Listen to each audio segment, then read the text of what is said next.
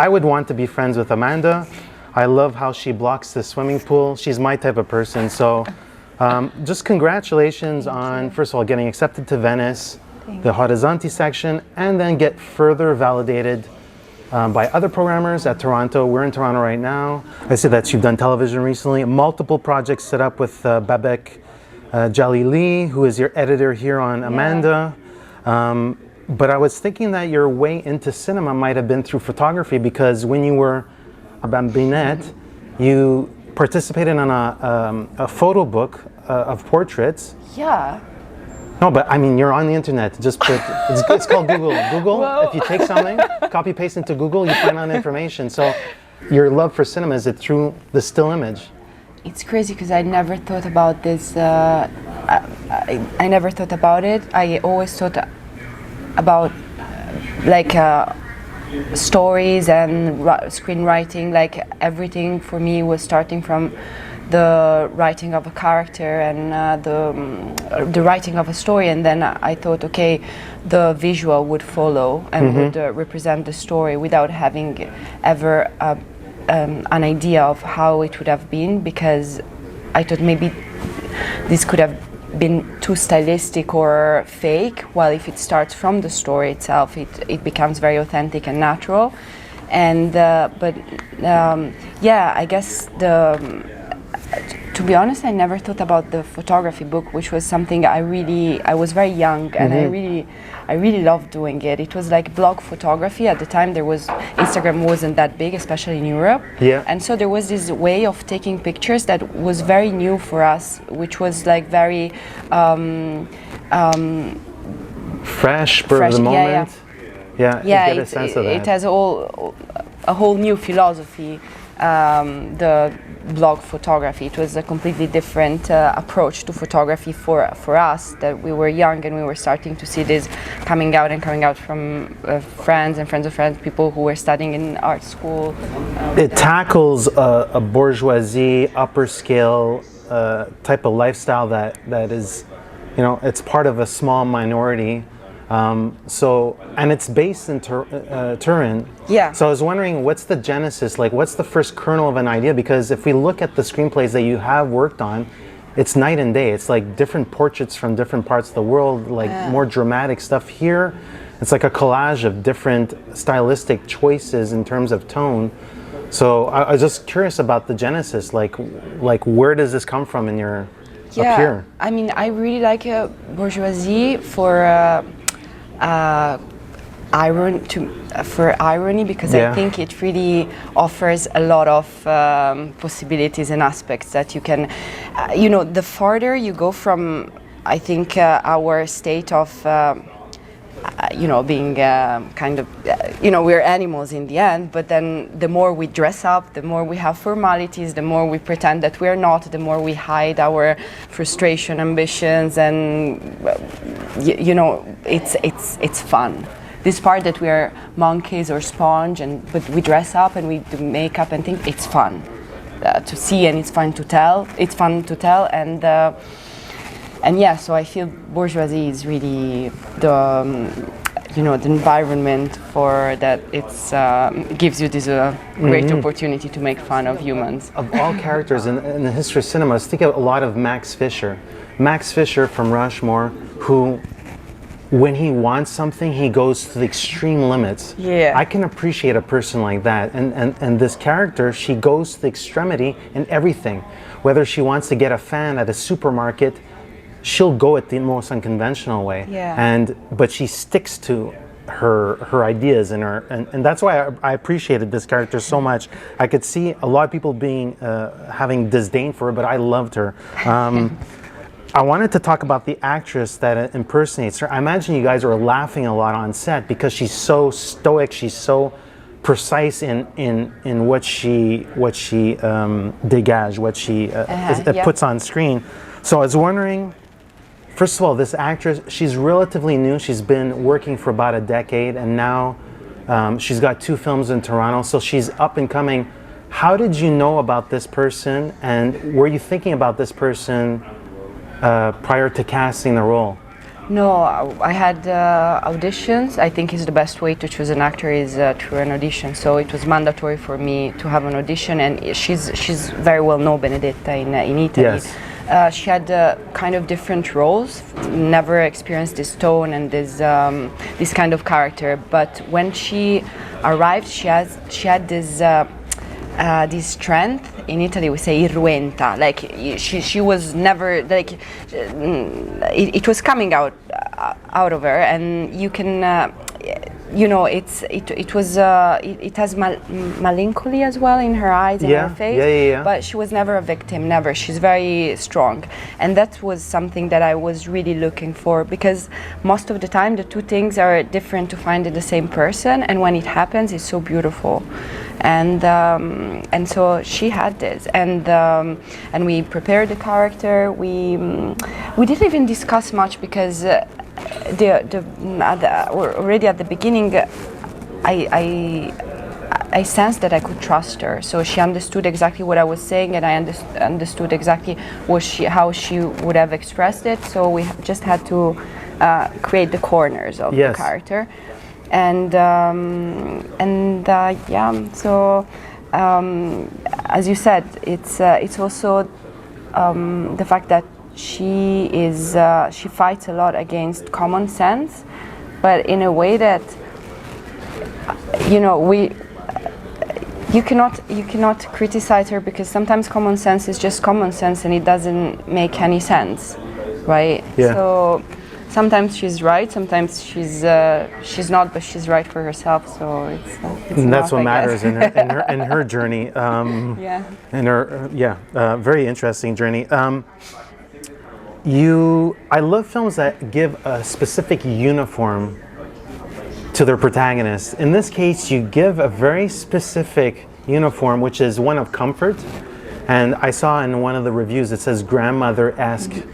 And that's the first thing I thought of, is like, I feel as if she's an old soul, but with the mind of a child, and it's such an interesting mix. So I just wanted to get a sense of the purposefulness behind what she's wearing. If you could describe what she's wearing something that's knitted. It's almost like a grandmother's uniform. Sí. Yeah. No, it's true that children and grandmas are the most probably.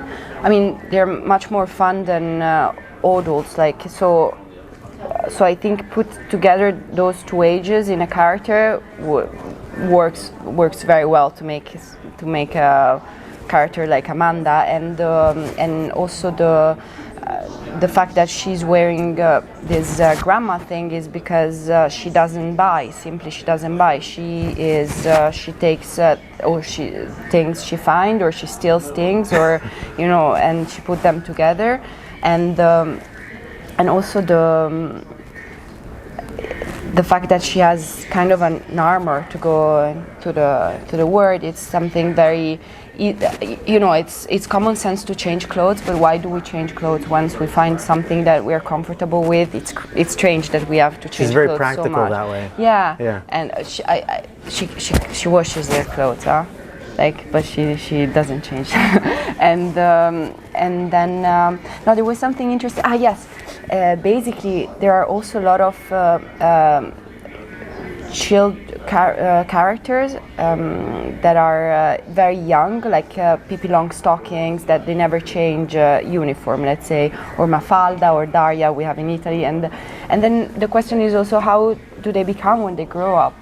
And it's it's sad to think they change completely when they grow up, but at the same time, growing up and being like that, probably it adds to your personality a lot of exclusion. And there's a regressive idea that's also behind that, right? She's like stuck in the time capsule that but and sometimes it happens, I don't know, to me, for example, clothing wise, like I often see very young, like pre-teenagers, they wear things that are so nice, much nicer than adults, and that's like maybe something she has to, I don't know, just adjust with. So a film like this, Amanda, it's very much a calling card. It's I don't want to say highly stylized, but you do have a very specific look to the film. How we're introduced to the character, the bookending of it. Of course, there's to the left of you and to the right of this camera, there's a very specific image from the film, and that's it's the reason why I really like this specific sequence is it serves as a sort of bell and whistle that you constantly think of as you're progressing with the film. As a viewer, you're constantly thinking about this because it feels almost like a Soundgarden video back from the 90s. It's very shiny. It's a very shiny object. So I really liked this aspect and the fact that you introduced it that way. But I want to get a sense of, like, for you, the strategic blueprint, how you introduce the character and how you go into almost a Fassbender, weird club world, like all those specific aspects. How does that look like on paper? What are those discussions like with your DP? So if you could just give an overall sense of. First of all, thank you so much. It's very it's crazy for me to hear someone talking about the film I made like that. It's the first time, you know. So it's. What happened in Venice? You were just drinking in Venice? I don't understand. No, but it's still like you have to get used to it. Oh, it's going to be like this for the next year and a half. I'm really happy. It makes me happy.